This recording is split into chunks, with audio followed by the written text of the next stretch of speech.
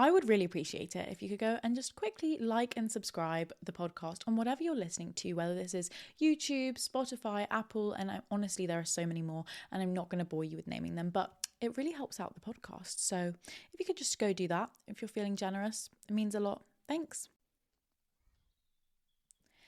Hey guys, welcome back to another episode of the 20s Survival Guide. This is your host, Emily, and this week's episode is something that I've really wanted to touch on for a while. If you're a new listener, welcome. I know you'll enjoy this episode. And if you're an old and loyal listener, we love to have you back. And thank you for tuning in. But in today's episode, we are going to talk about self-worth. And when I say self-worth, I specifically mean, in this case, why girls' and women's self-worth tends to be lower. Self-worth in your 20s is something that is a big topic, and we all need to get our head around, really, because it's something that a lot of people struggle with, and there's a reason why specifically women have less self-worth on average than men. In today's episode, we are going to really dive into the importance of having self-worth in your 20s, and as a woman, why it's much harder, and how, if you don't really have a great self-worth, or if you struggle with your own self-worth, how we can improve that. So without further ado, let's get into the episode.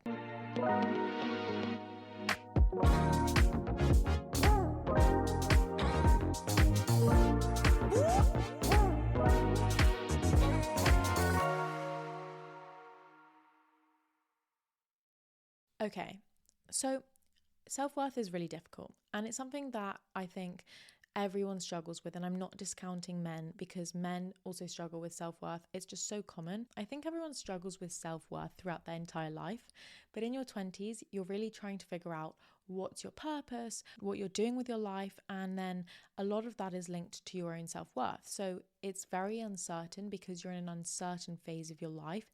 So then your own worth and how you define yourself is even more uncertain.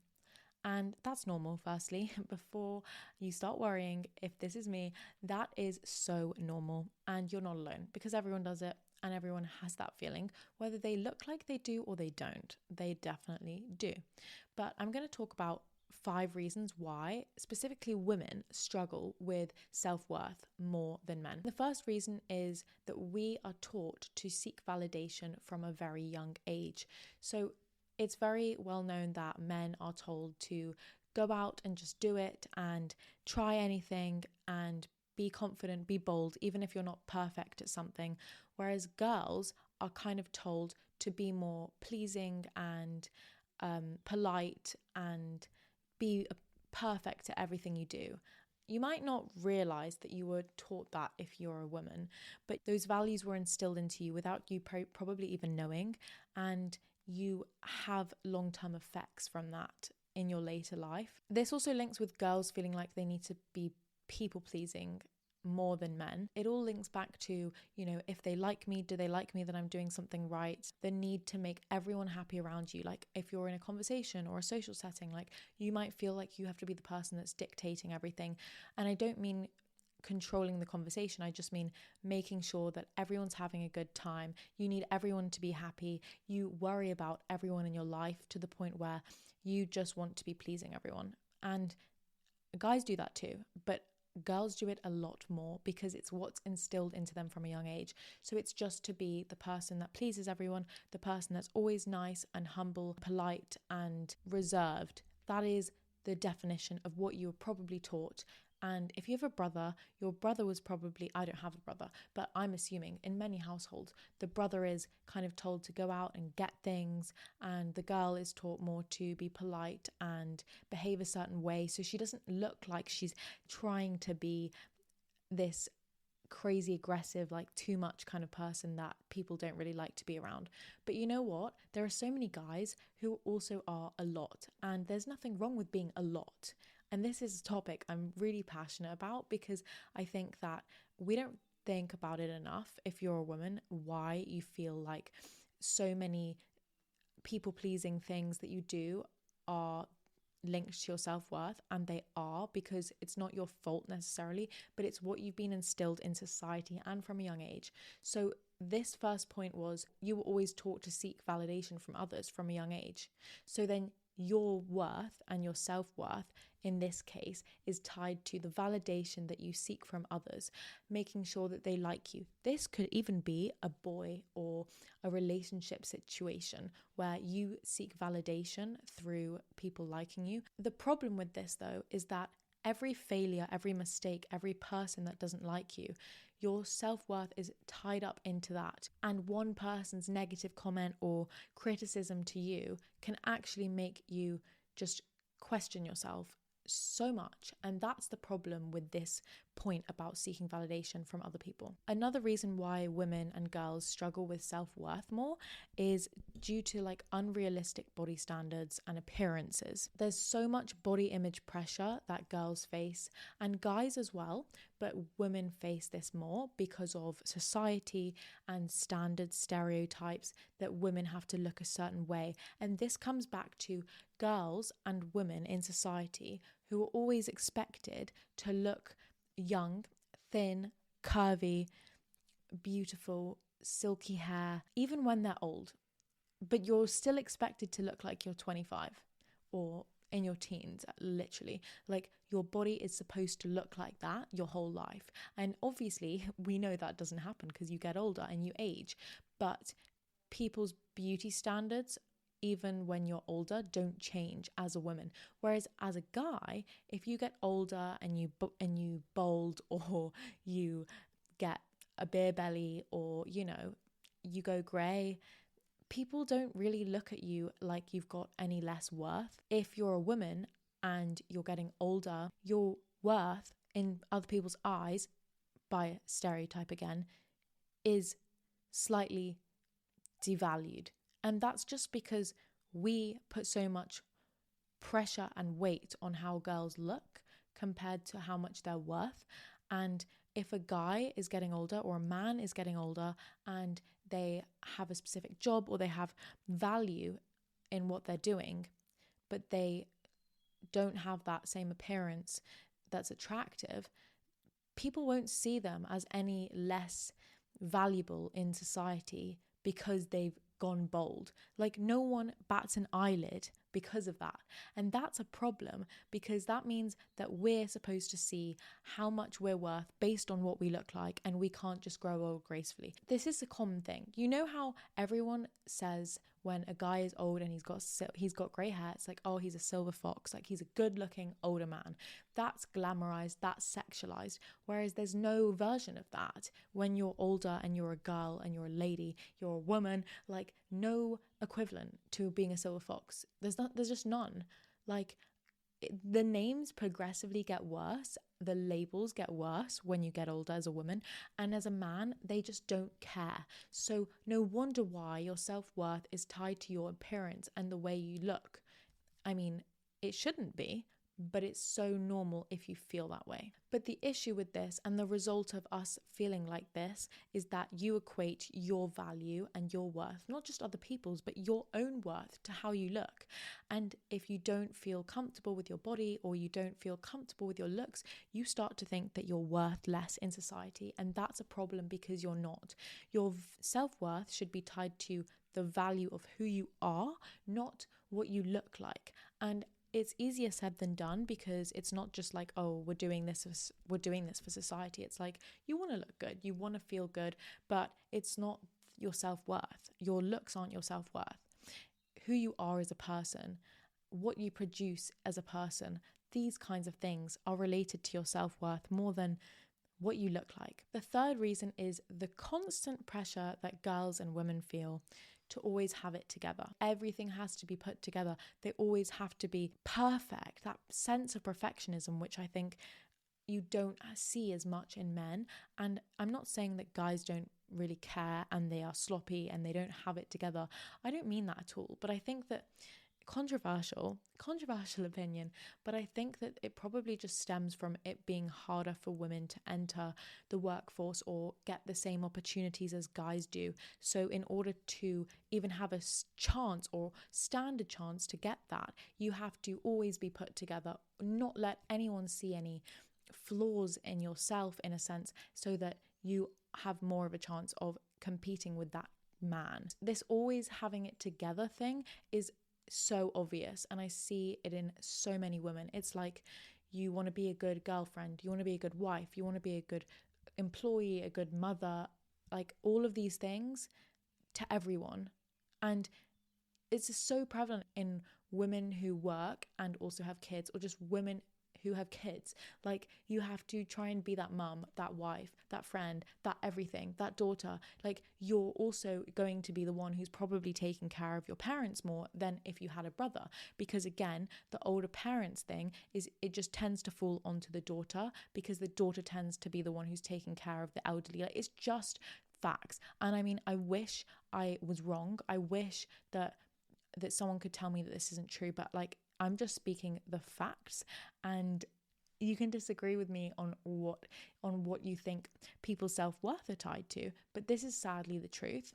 And that is another reason why women feel like they always need to be put together. In women's personalities and societal expectations, you're supposed to be ambitious but not too aggressive. You're supposed to be independent but not intimidating, because, you know, if you're independent, you've got your own job, you've got your own kids, and you're doing really well, but you get a promotion potentially, you could be too intimidating to a guy. Like, God forbid you're intimidating, and then opportunities will just not come your way because that's not attractive. So you have to be independent, but you can't be intimidating. That is this whole narrative that women see and face. And then another one is, you have to be smart, but you also have to be effortlessly beautiful. And that's a really important one, because when I say effortlessly beautiful, I mean, you have to look like you're not putting in so much effort into the way that you look, because then people are going to say, oh, she cares too much about her looks, she's not intelligent enough, I'm just going to prejudge her. But you have to still look beautiful, but it has to be effortless, like you didn't even try. And that's why there's all these trends on social media that you see of like the no makeup look. Like, I don't want to look like I've tried, but I obviously have, so that it looks like, oh, I'm just this person that just happens to be this way. She's innocent, she's natural, but she's also smart. It's like, okay, if this girl does put effort into the way she looks, does that just mean that she's not intelligent? No, not at all. You can be so smart and care about the way you look, and they're not one or the other. But unfortunately, in society, I think a lot of this is just based off my own thoughts again, guys, but a lot of people, I think, judge pretty girls or girls who put effort into their looks and think, okay, she's not smart. And that's a problem. And that's also why women feel like they have to have it all together and have this perfect balance of not being too much but not being too little, and being smart but also being pretty, but not too pretty, because you don't want to be intimidating. And I mean, the list just goes on. And like, how are we supposed to value ourselves, and how do we decide to value ourselves when this is how society sees us? So the third point was feeling like you always have to have it together. And the result of what happens is, it's never enough, because you keep raising that bar, because you're amazing and you're always doing more and you're always pushing yourself, but then you just, as a result, feel like you're never doing enough. And it's so sad, because I've so been there, but you just don't ever feel like you're doing enough. And then it's this constant sense of dissatisfaction. Number 4, this one is my favorite, just because I think it's so true and we don't really speak about it enough. And I think it's because, honestly, at the moment with social media, there's so many more important things that are going on right now in the world, and they are taking center stage. I like to call this the good girl versus the too much dilemma, where you're stuck in between two extremes. Being the good girl is the person who's likable, accommodating, not confrontational, not intimidating. That's you. That's not you, but that's the good girl, right? She's over there. She's on one side of the spectrum. She's likable, she's easy to get along with, and she's not intimidating, and she's just accommodating to anything you want to do. Kind of like a yes person, but you're not going to have any problems, because she is just going to stay in her lane and she's not going to disturb anyone.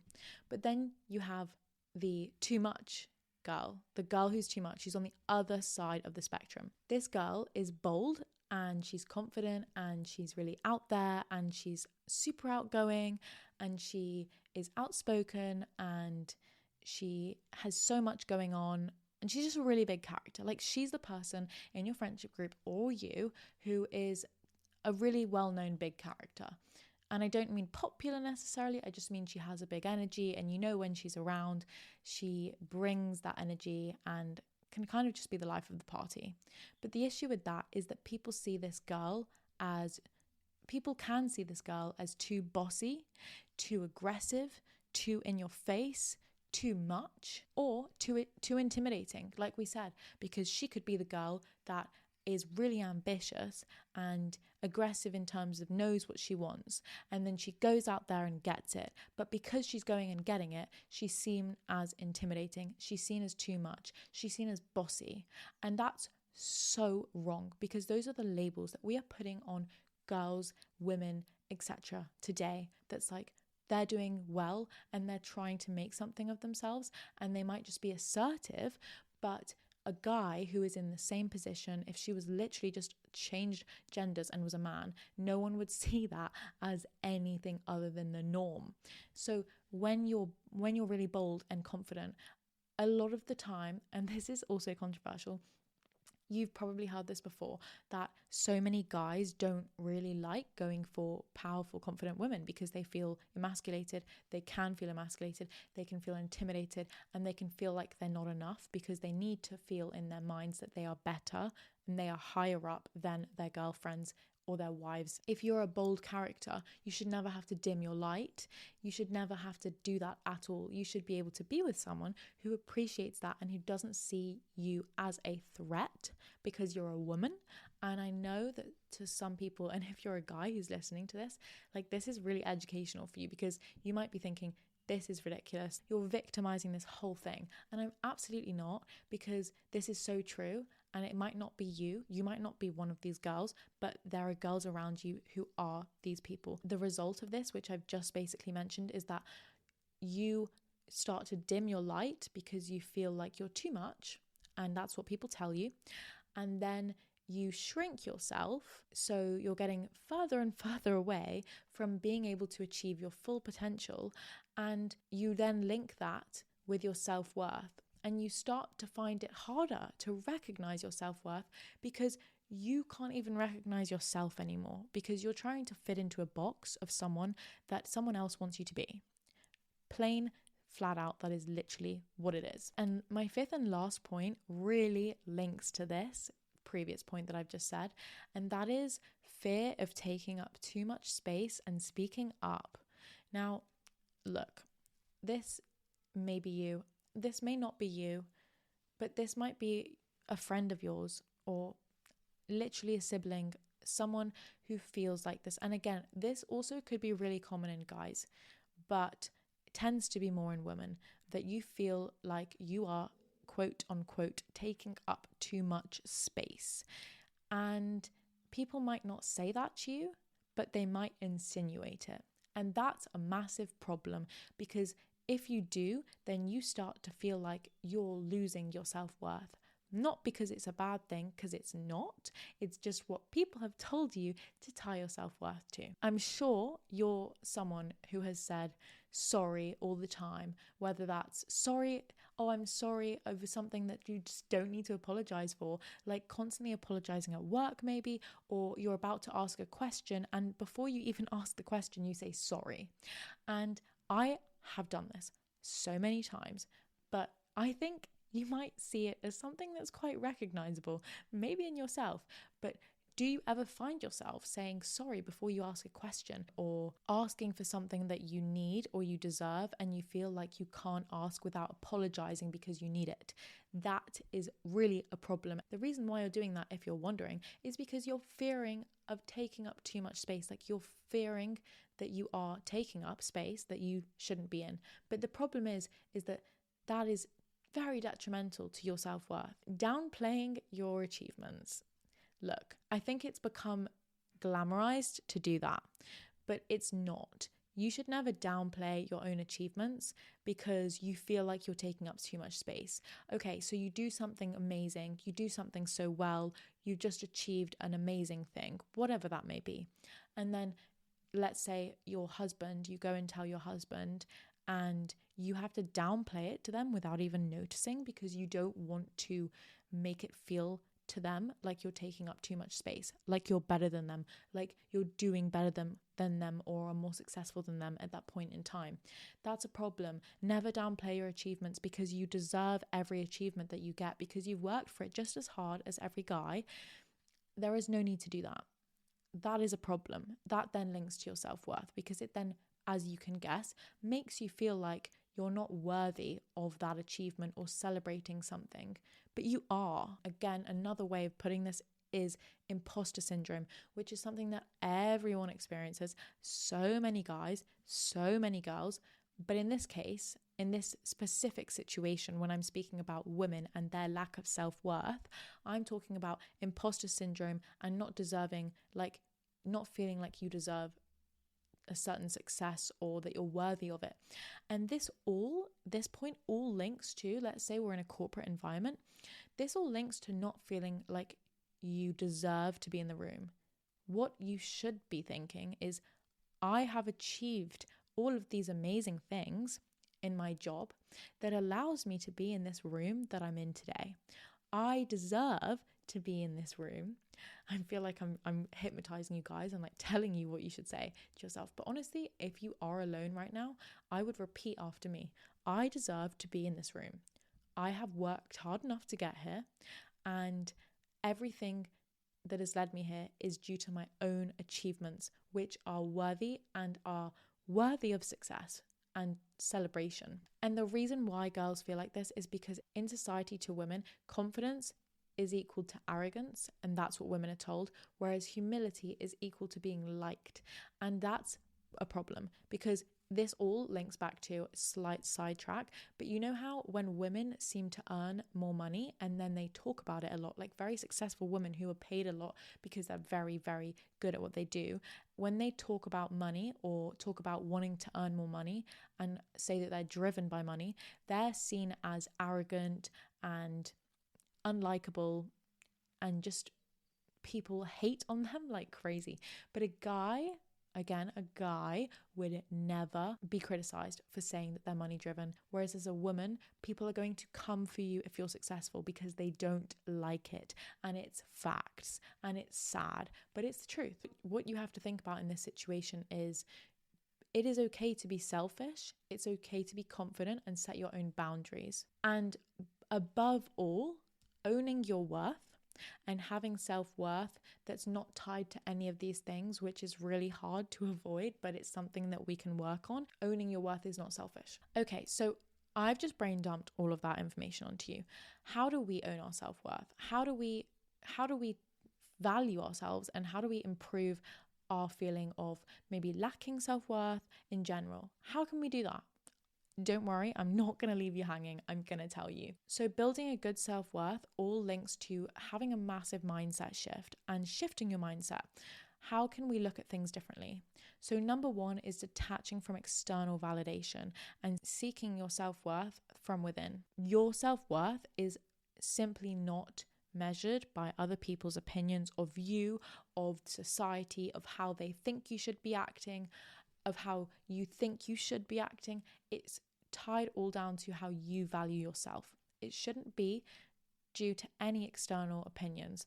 And when you think about someone else's opinion and how it affects you, and maybe then start internalizing that into how much you're valued, stop yourself, because you have to remember that your self-worth has nothing to do with what other people think of you. Because again, they can think what they want, and you can never control someone's opinion. Someone could be thinking something about you right now without you knowing. They could be judging something about you right now without you even knowing. And you can't control that. So you should never let someone else's opinions be tied to your self-worth. So much so that you feel terrible. Back to our second point, which was high-pressured beauty standards and body images. How can we fix that? When you're looking in the mirror, trying to think, how do I look towards other people? Shifting, how do I look? And literally, in that moment, think, actually, how do I feel? And I don't mean, how do you feel in the outfit? I mean, yes, I do. How do you feel in the outfit? How do you feel as a person? Do you feel happy? Do you feel good about yourself? Do you feel confident? Those things are so much more important. And that is what self-worth is more importantly tied to than how do I look in the mirror right now?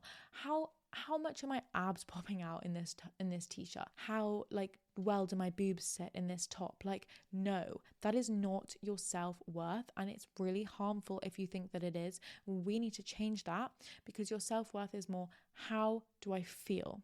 That's something that you can definitely try and practice thinking and rerouting your brain to think that too. And the third one is my absolute favorite. And I mean, I might as well just shut the shop up now and finish the podcast, but we're not done just yet.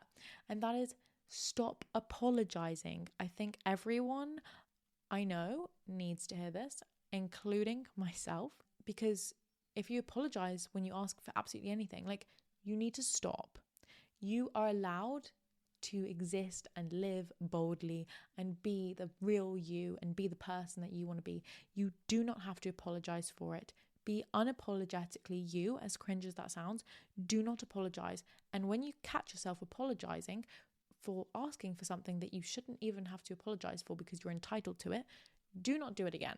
Please, please, please do it for me. If you are really struggling, just do it for me, because I want you to stop apologizing for things. I know you can. Fourthly, here's another way that's a little bit more practical to practice building up your self-worth, and that is through celebrating yourself. So when I say that, I mean going away right now and jotting down 3 things that you really like about yourself that are completely unrelated to your looks and your achievements. And your achievements is really important, because it's so easy to write down things that you love about yourself that are to do with something that you've achieved. But we're trying to think about putting those aside, because that's not what defines you, and having your self-worth as who you are as a person and what you like about yourself besides those things. That's something that might be a challenge if you are someone who ties your self-worth to what you achieve, but it's a really useful exercise, and I recommend trying to do that. And it's so easy, it's so quick. Number 5, and the last one, is surround yourself with uplifting people, uplifting, positive people who make you feel good about yourself, who celebrate you, who celebrate your wins and want the best for you and don't bitch about you. And, you know, the list could go on. You know these kinds of people in your life, the people that make you feel better, the people that make you feel like they need you around because they love you and they want you to be in the room. Like, they show up for you. Those people you need in your life, because that's going to help you with your own self-worth. And again, something that I always say, and I think I might have said in the last episode, is you are the company that you keep. So surround yourself with people and hang out with people that you want to be like, because who you hang out with really impacts how you view yourself. So it's important to make those choices and make them wisely, and that's really going to help with your self-worth. And I mean, honestly, if you take away anything from this episode, at least just one small nugget of information out of the many different points that I've mentioned today, that is more than enough. Like, I just want you to go away from this episode thinking, okay, this is one thing that I can do, or reroute my brain to think that is not linked to my self-worth. It might be your looks, it might be your achievements, it might be you feeling like you take up too much space and you're saying sorry too often. Just try and work on that, and you're already one step ahead of everyone else if you do. And just remember that it's so normal to struggle with defining yourself and your self-worth in your 20s. And I don't mean to neglect guys in this episode. I just had to have the rant and had to explain, but I could do a whole nother one on guys. But it's so normal, and if people look like they don't have an issue with it, they probably do. But I hope that was somewhat interesting, and I hope you guys enjoyed this episode this week, because I absolutely just needed to get that off my chest. And I need you to remember that you are so amazing, you're so worthy, you deserve to be in the room, and you are doing great. So have an amazing rest of your week, and I shall see you guys next Wednesday. Bye.